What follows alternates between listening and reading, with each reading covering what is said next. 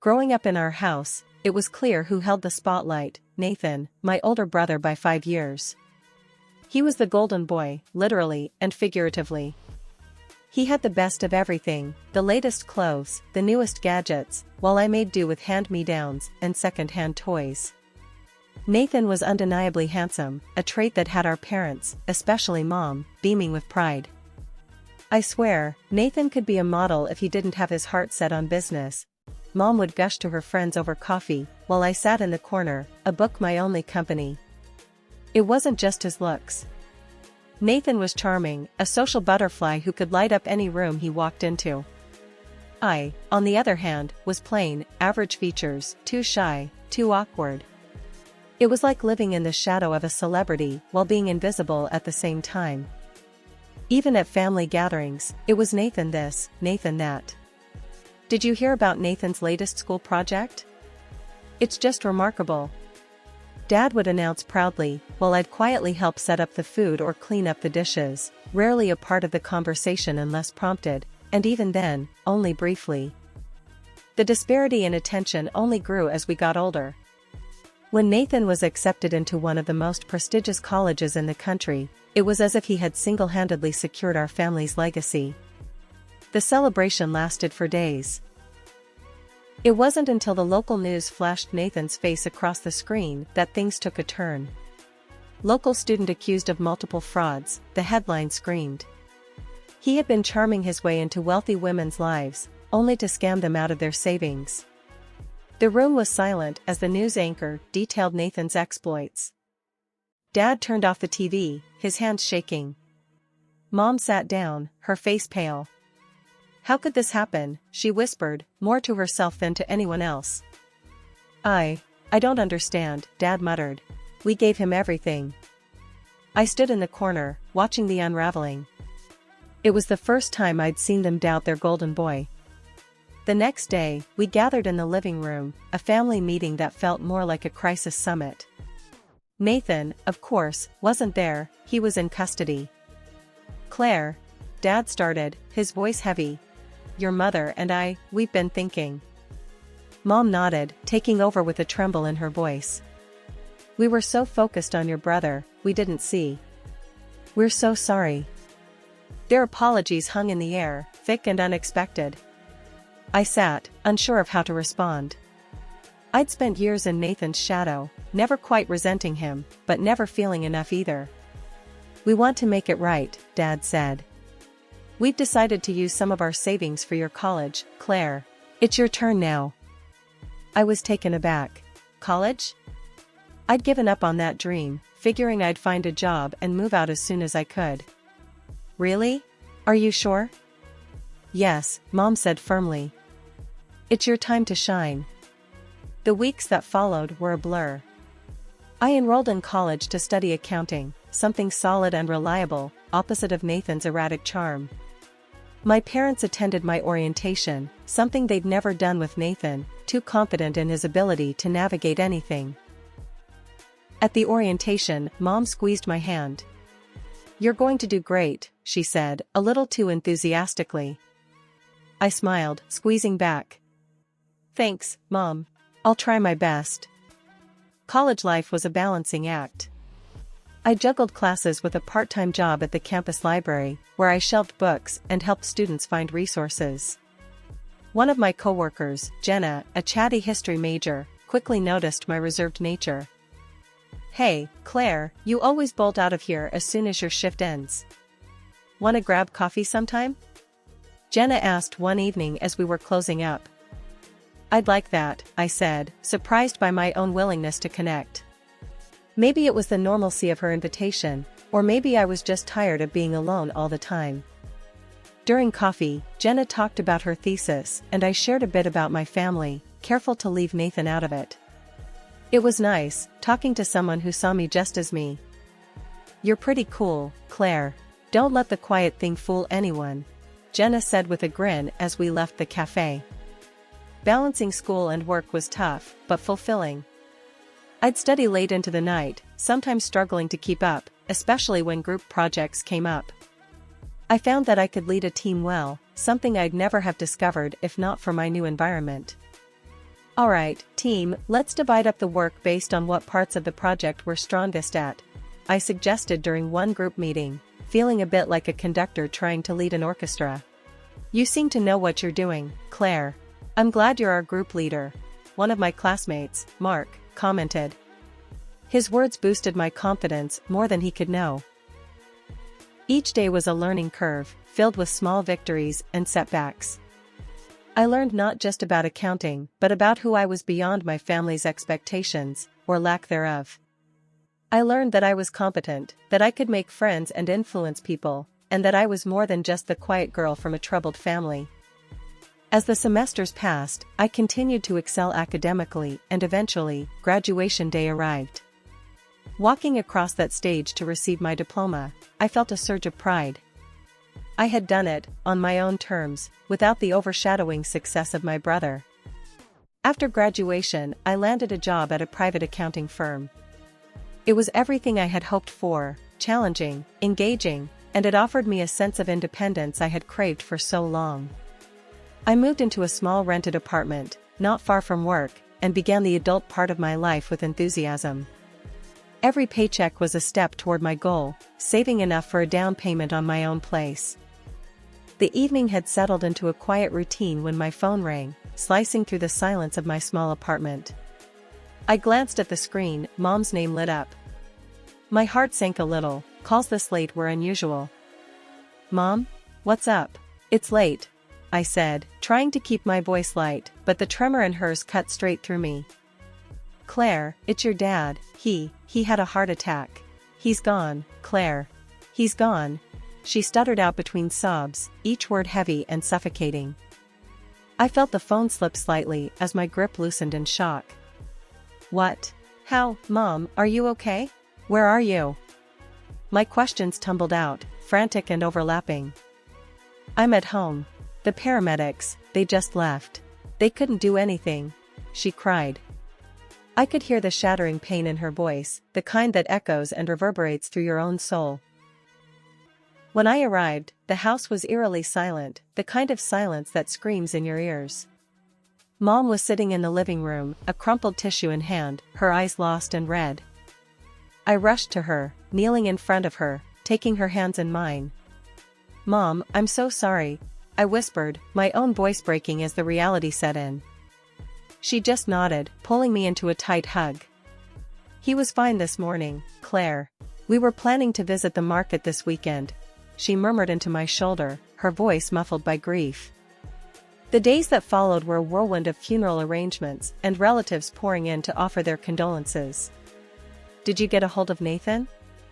I asked one afternoon as we sifted through old photographs of Dad to display at the service. Yes, I did, Mom replied, her voice flat, her hands pausing over a picture of Dad holding a much younger Nathan on his shoulders. He said he was too busy to deal with nonsense. He asked about the inheritance first thing. When I told him everything was in my name, he just hung up. The funeral was a quiet affair. Dad's old friends, our extended family, and neighbors came to pay their respects. The absence of my brother was noted, his empty chair a stark reminder of his chosen detachment. After everyone had left and we were alone again, Mom took to sitting by the window, staring out with a vacant gaze.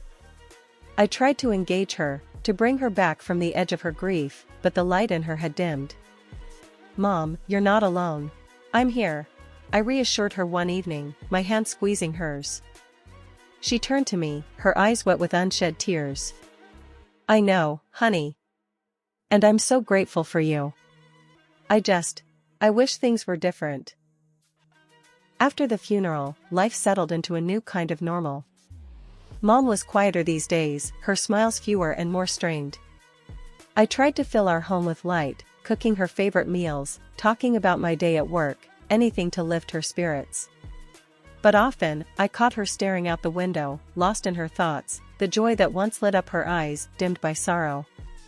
One evening, as I was clearing up after dinner, I noticed Mom was on the phone in the other room, her voice barely above a whisper. Curiosity piqued, I paused, the clatter of dishes ceasing. No, Nathan, I can't keep doing this. Yes, I know, but... Her voice trailed off into the quiet hum of the living room. She never mentioned she was in touch with Nathan, and alarm bells rang in my head. When she came back into the kitchen, her face was pale, her hands trembling slightly as she sat down at the table. "Mom, what's going on? Who was that on the phone?" I asked, sitting across from her, my tone more stern than I intended. She sighed, a deep, weary sigh that seemed to carry the weight of the world. "It was Nathan," she admitted, avoiding my gaze. "He's been calling more often, asking for money." "Money?"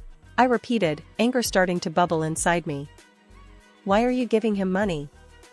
Especially after he didn't even bother to come to Dad's funeral." Mom wrung her hands, her eyes moist as she looked up at me. I know it's wrong, but he's still my son, Claire. He says he's in trouble, that he needs it to get back on his feet." I stood up, pacing back and forth as I tried to process her words. "Mom, he's using you. You can't let him do this, especially not now. He didn't even care enough to show up when Dad died." She nodded, tears spilling over her cheeks. "I just thought, maybe if I helped him, he'd come around. See what he's missing, see that we still love him." I stopped pacing, kneeling beside her chair, taking her hands in mine. "Mom, I love you, and I know you love Nathan. But you can't set yourself on fire to keep him warm. He's an adult. He made his choices. You need to think about your future now, about what's left for you." The next day, when Nathan called again, I was with Mom, standing by her side for moral support. She put him on speaker, and her voice was firmer this time, more resolute. "Nathan, I can't send you money anymore. You need to find another way to sort out whatever mess you're in," she declared, a slight tremor in her voice but her resolve clear. There was a pause, and he scoffed, and I could almost see his sneer, through the phone. "Fine. Don't come crawling back to me when you need something." The line went dead, and the silence that followed was heavy, filled with the weight of severed ties. Mom sighed, a mix of relief and sorrow in her exhale. "Did I do the right thing, Claire?" I squeezed her hand, reassuring her with a nod. "You did, Mom. It's time we both started healing." From that day on, Mom stopped sending money. It was a tough decision, one that left its own scars, but it was necessary. Nathan had made his choice, and we had made ours, to move forward, no longer at the mercy of his demands. It was early morning when I got the call that changed everything again. The sharp ringtone pierced through the silence of my apartment, a harsh reminder that life was still full of unexpected turns. "Claire," Aunt Linda's voice came through the phone, sounding strained and urgent. "You need to come to the hospital right away. It's your mom." Dropping everything, I rushed to the hospital, my heart pounding with fear and my mind racing with worst-case scenarios. The corridors seemed longer than usual, echoing with the sounds of my hurried steps. When I finally reached her room, Aunt Linda was waiting outside, her eyes red-rimmed. "What happened? Is she okay?" I asked, barely able to keep my voice steady. Aunt Linda shook her head, her voice breaking as she spoke. "It was a heart attack, Claire. She didn't make it." The words hit me like a physical blow, and I leaned against the wall for support. My mom, the constant in my life despite everything, was gone. Tears welled up in my eyes, and for a moment, I couldn't speak. "I'm so sorry, Claire." She went peacefully in her sleep, Aunt Linda said, pulling me into a hug. We stood there, holding each other, sharing our grief. After a few moments, we stepped into the room to see her. Mom looked peaceful, as if she were just sleeping. I approached the bedside, taking her cool hand in mine. "Mom, I hope you're at peace now," I whispered, my tears dropping onto the white hospital sheets. "I'm going to miss you so much." Aunt Linda placed a hand on my shoulder, squeezing gently. "She loved you, Claire. She was so proud of the woman you'd become." Leaving the hospital, the task of planning another funeral loomed over me. Mom deserved a beautiful send-off, something dignified and full of love, just like she was. I took it upon myself to organize everything, wanting to ensure it reflected the warmth she always brought into our lives. During the preparations, I called Nathan, feeling it was only right he knew, even if he hadn't been there for her at the end. "Nathan, it's Claire. Mom's passed away. We're organizing the funeral for this Friday," I said, my voice void of the anger I once felt towards him. There was a pause, and then he replied, his voice devoid of any real emotion. "I see. I won't make it. Just handle whatever needs to be done." Life after Mom's funeral felt strangely quiet. The house was filled with echoes of a past that felt both close and distant, a reminder of everything that had transpired. Just as I was beginning to find my rhythm in the silence, it was shattered by an unexpected and unwelcome return. It was a cloudy Thursday afternoon when I heard the sound of a car pulling into the driveway. Peeking through the curtains, my heart sank. There stood Nathan, stepping out of an expensive-looking car, with a woman I assumed was his wife, based on her familiar face from some of the pictures he used to share online. Her appearance was bold, almost too bold, with bright red lipstick and heavy makeup that made her look out of place against the backdrop of our modest family home. They didn't bother with the courtesy of a phone call or even a knock. Nathan marched up to the door, his face still handsome, but etched with the hard lines of a life recklessly lived. He didn't wait for an invitation, pushing the door open and striding in with an air of entitlement. "Claire, long time no see," Nathan said, his voice dripping with a familiarity that we no longer shared. He pushed past me without waiting for an invitation, his wife following closely behind. "What are you doing here, Nathan?" I managed to say, my voice firm, despite the turmoil inside. "We're here to stay, obviously." "Heard you've been living it up in Mom's house all by yourself," Nathan replied, throwing his jacket on the couch as if he owned the place. His wife smirked, scanning the room like she was appraising the property. "Nice place. We'll take good care of it, don't worry." I felt a flash of anger. "This is still Mom's house, and you can't just come back and claim it like nothing happened.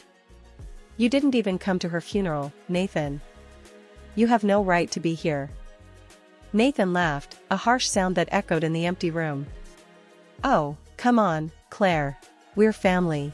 And as the only son, don't you think I deserve a piece of the pie? Well, we're here now, and we're staying. Get used to it, or get out." I was shaking, my hands balled into fists at my sides. "This is not happening. You will leave. This is my home."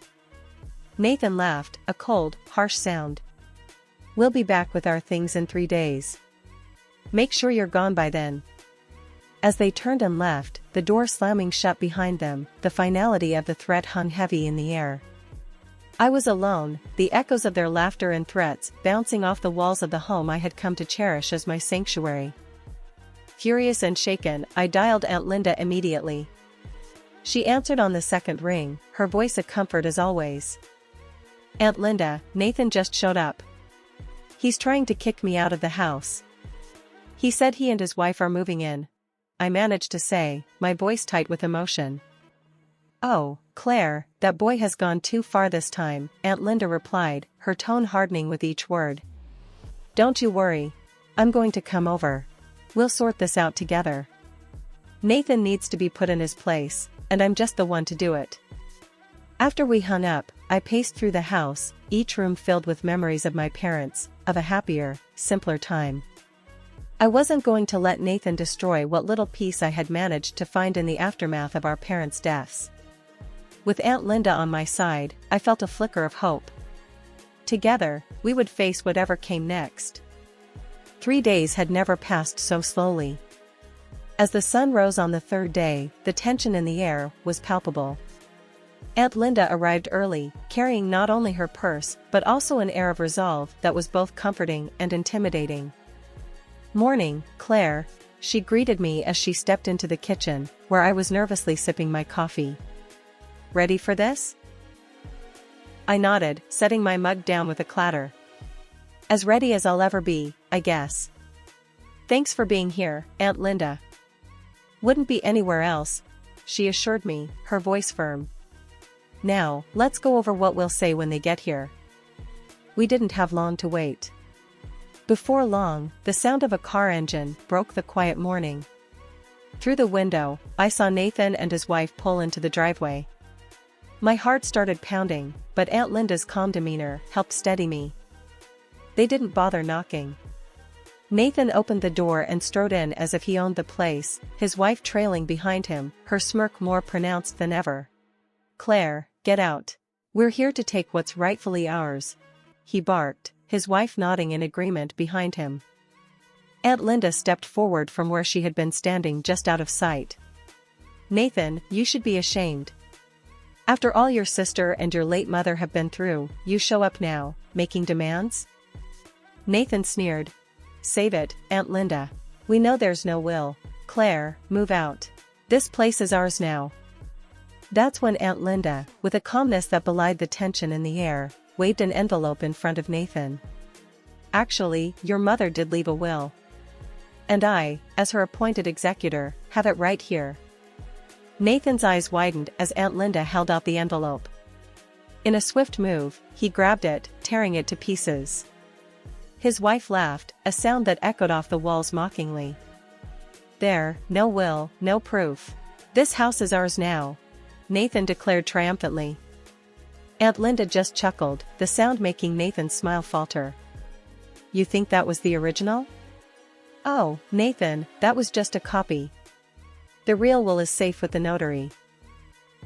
She reached into her bag and pulled out another document, unfolding it with deliberate slowness. "Here's what your mother really wanted," Aunt Linda said, her voice steady and clear. She began to read aloud. "To my daughter, Claire, I leave the family home and a sum of $150,000, for she has shown the strength and compassion of character that represents our family's legacy. To my son, Nathan, I leave our family Bible, in the hopes that he will find guidance to overcome his vices and find a path to redemption." The words hung heavy in the air. Nathan's face went from red to pale, his earlier confidence deflating like a punctured balloon. "This isn't fair. You can't do this to me. I deserve half of that money, Claire," Nathan shouted, his voice echoing with desperation. "You deserve what Mom decided to give you," I replied, my voice firm despite the shaking of my hands. "And if you don't leave now, I will call the police." Nathan looked at his wife, then back at Aunt Linda and me. His wife pulled at his arm, muttering something under her breath. After a moment that stretched out painfully, they turned and stalked back to their car. The morning after Nathan left for good, I stood in the quiet of the house, the early light casting gentle patterns across the floor. The house felt different today, like a weight had been lifted, a place just for me now, full of potential and promise for the future. I made my way to the kitchen, where Aunt Linda was already making coffee. The aroma filled the space, comforting and familiar. "Morning, Claire. How'd you sleep?" Aunt Linda asked, handing me a mug. "Better than I have in weeks," I admitted, taking a cautious sip. "It feels like I can finally breathe again." She smiled, pulling out a chair at the table.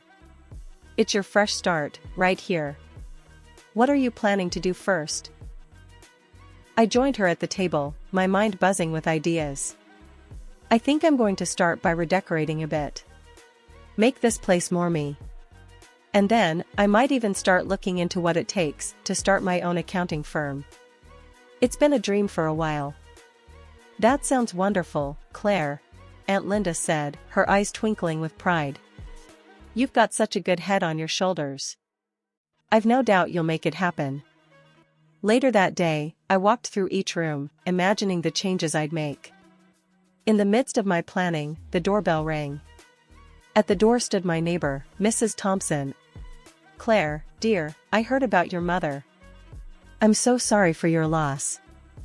And I heard your brother was trying to cause some trouble," she added, a hint of concern in her tone. I nodded, not wanting to spread the family drama too far. "Yes, but it's settled now. I'm just looking forward to some peace. Well, if you need help with anything, my son is always around. He's good with repairs, and he's cheap too," she offered with a chuckle. "Thanks, I might take you up on that. I'm planning some changes around here," I said, grateful for her support. The next few weeks were a flurry of activity.